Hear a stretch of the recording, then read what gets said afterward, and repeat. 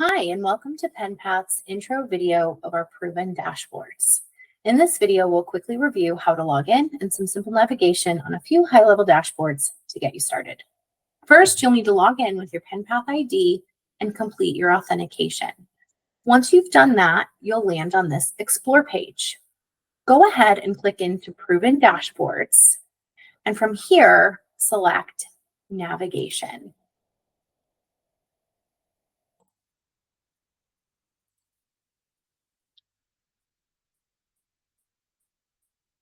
Once the navigation dashboard opens, in the upper right-hand corner, click on your initials and then select the third option, which says Make this my start page. From now on, anytime you log in, you'll automatically be brought to this navigation page. Before we get started, it's important to understand how your data is being categorized within the PenPath dashboards. PenPath dashboards are separated into 5 categories. First, we have our e-commerce category. All of the dashboards here house data that's coming from your e-commerce store and any other marketplaces that you participate in, such as Amazon. Next, we have the website funnel category. Data in this category is coming from your GA4 account. Third is their paid media category. Data here is coming from all of your connected paid media sources, like Amazon ads, Facebook ads, Google ads, etc. Next, we have our social media category. These dashboards contain data from your social accounts on Facebook and Instagram. Finally, we have our executive category. This category houses data from all of the connected data sources. The executive category is the one place in the dashboards where you can analyze metrics across all of these different platforms. Today, we're going to start by looking at our paid media overview. To get here, simply click into the paid media category and then select Paid Media Overview.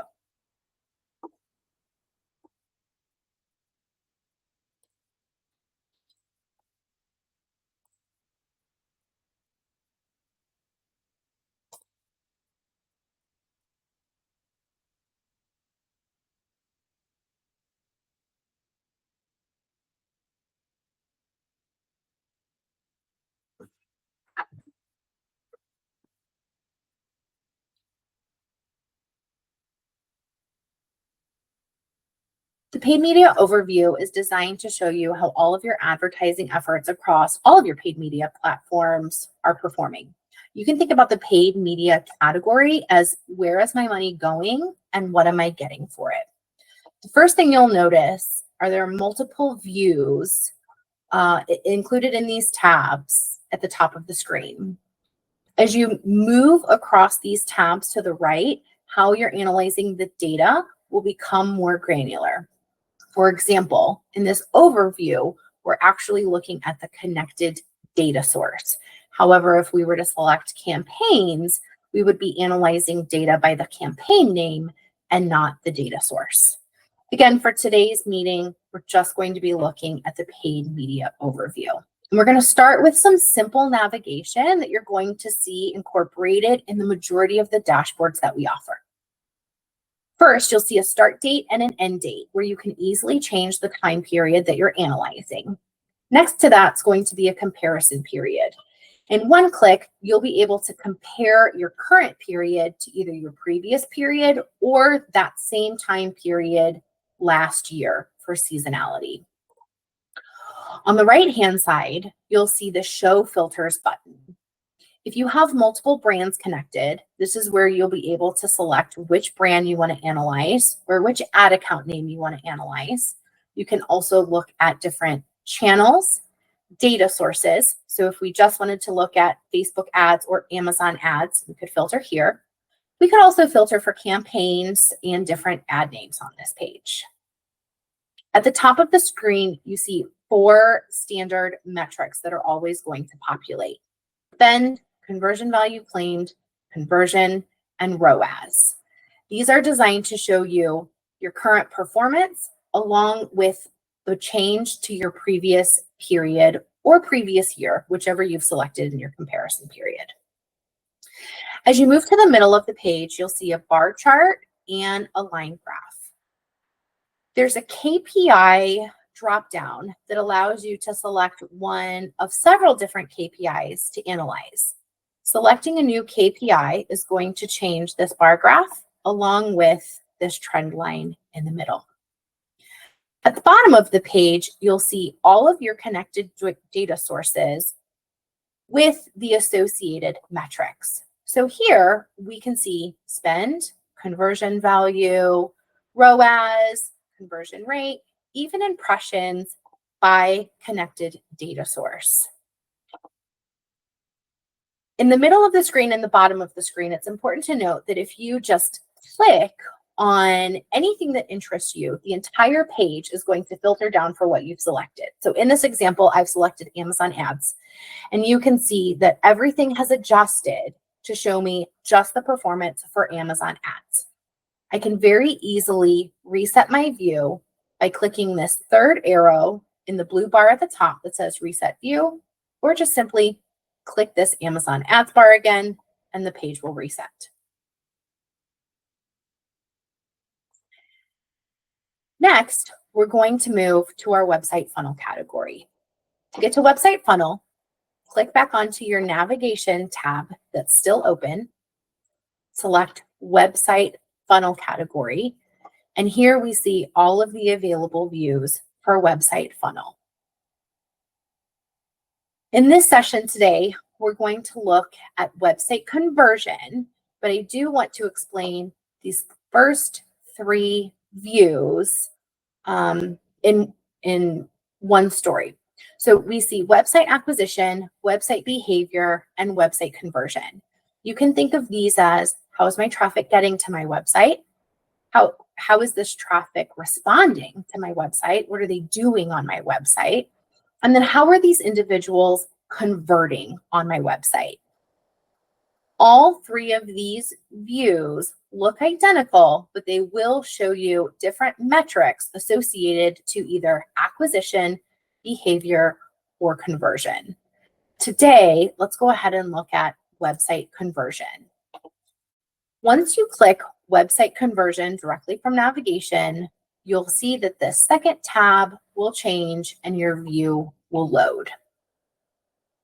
I do want to point out in website funnel, we have enhanced intro navigation that we're currently building out into all of the dashboard categories.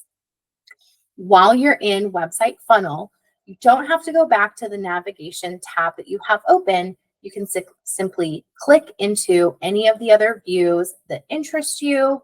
You can hover over them to see the definition and what's available within them.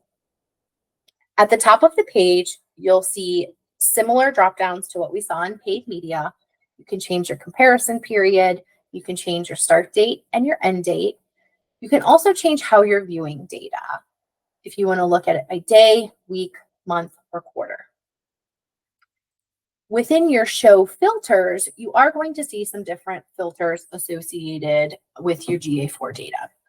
So again, if you do have multiple brands, you can select one or many brands to analyze. You could also filter down to specific campaigns and where traffic is coming from for those campaigns.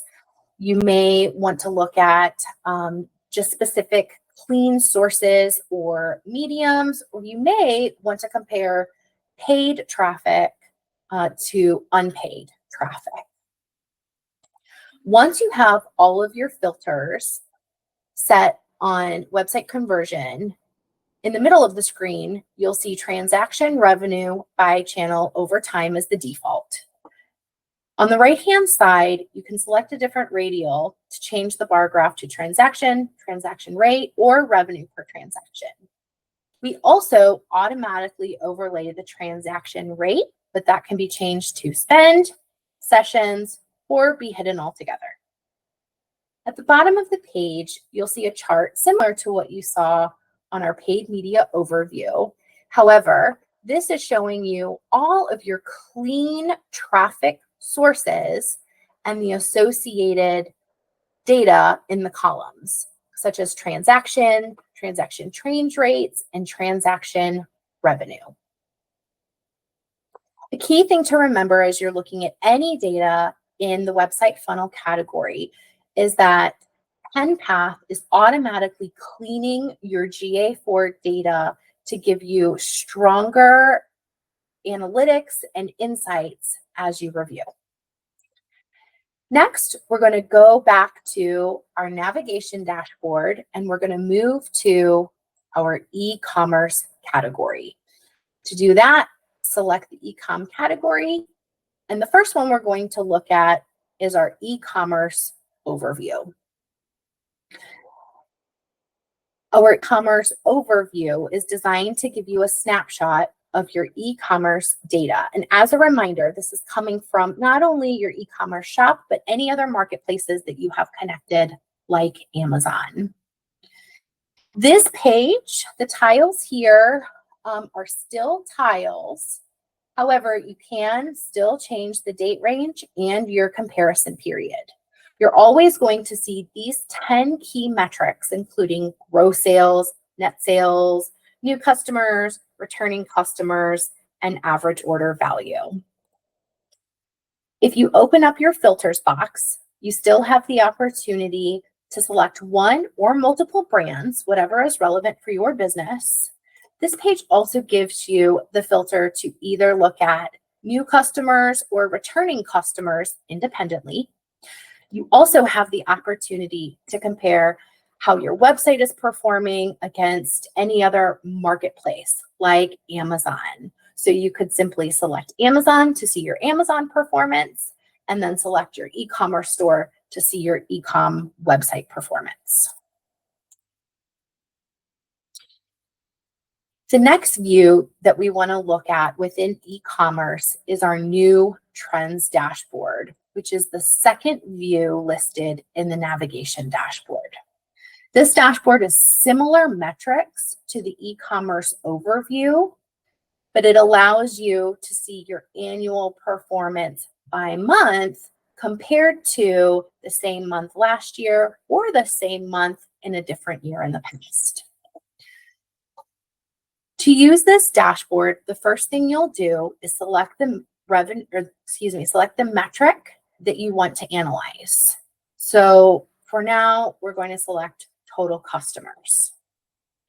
We have the option of viewing this data by month or by week. This dashboard is optimized for email viewing. If you would like to subscribe to any of these reports, simply click Save Your Custom View and give it a name, and then select Watch, enter in who would like to receive the subscription, and then set up your frequency. Again, for this one, it is optimized for email viewing, and it's a great one to have automatically sent to you as part of your weekly workflows. At the top, you'll also see the current year and your comparison year, and both of these have the ability to be changed. We're looking at two things in the graph below. So the first thing I want to point your eye to are these trend lines. The blue trend line is your current year's performance on your selected KPI, and your gray line is your comparison year performance, which is typically last year, on that same KPI. By hovering over these different points on the line, it'll give you the hard numbers associated with the KPI that you've selected. The bar chart at the bottom is actually showing you the difference in performance year over year. Anything that we're seeing in red is showing us that we're not performing as well as we were last year. Anything in green is showing us that we're exceeding our performance from the same time last year. Hovering over any of these bars will also give you the percent change and the year over year change as a hard number.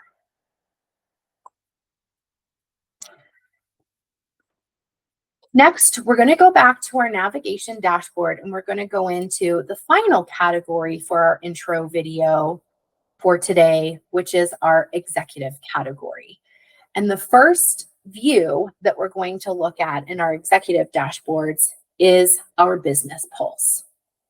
As a reminder, this executive category is the only place in the dashboards where you're able to analyze data from different data sources. That means you can pull in spend from your paid media, you could pull in transaction rate from your GA4, and you could pull in net revenue from ecom all in one place.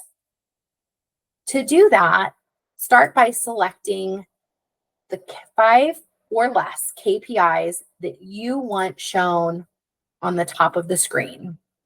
Again, you can also change your comparison period, your start and end dates, and narrow down to one or several brands. In the middle of the screen, you see a second KPI. This KPI dropdown is going to control this graph in the middle, but it's also going to provide you with the definition and the calculation that PenPath uses for this KPI in the bottom right-hand corner of the screen. If you are ever curious about any of our calculations or how we're calculating the different KPIs, simply select that metric in the second KPI, drop down, and the definition and the calculation will populate here. Finally, within Business Pulse, on the bottom left, we're always going to show you your top 7 revenue sources that are coming from Google Analytics, and we're showing the clean data. This is the data that PenPath has already cleaned for you and combined so that you have really true, accurate data for these sources. Finally, today, we're going to go ahead and go back to our navigation bar, and we're going to look at our executive planner, or what we sometimes refer to as our what if analysis dashboard.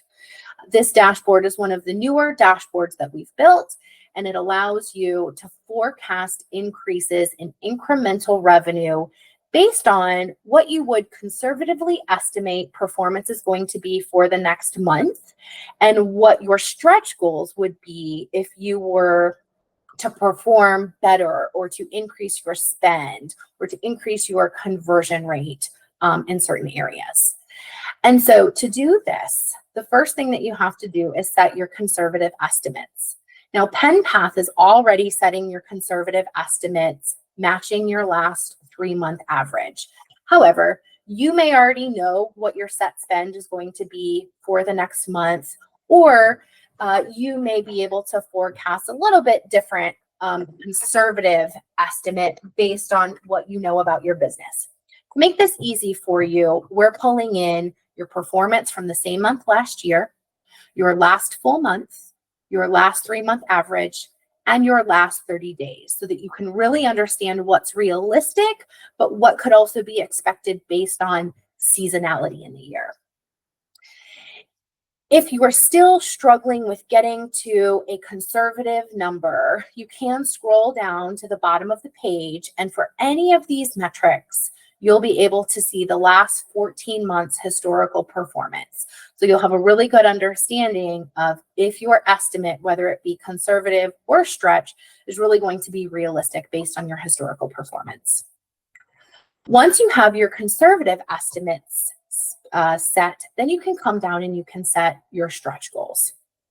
So you can change your spend, you could change your cost per session, your true conversion rate, or your AOV.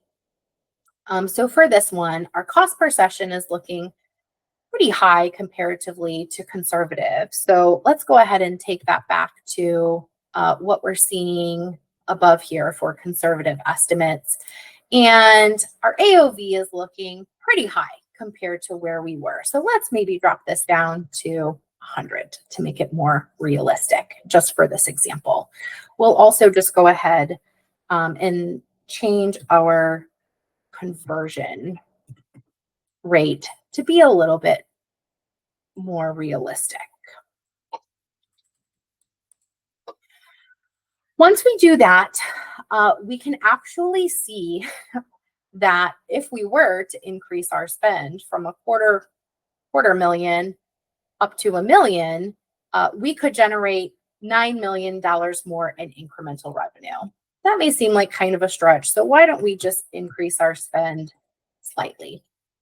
Once we change that again, we see this little change in spend with the updates that we've made to our cost per session, our conversion rate, our AOV can actually generate roughly 31,000 potential more dollars in incremental revenue. So again, this is an opportunity for you or your executives to come in, kind of forecast your performance for next month and see what small little tweaks or changes could potentially lead to from a revenue standpoint. If you have any questions as you're going through any of the dashboards, please don't hesitate to reach out to your CSM at any point in time. We'll be happy to walk you through any questions or any navigation that you may need assistance with. Thank you.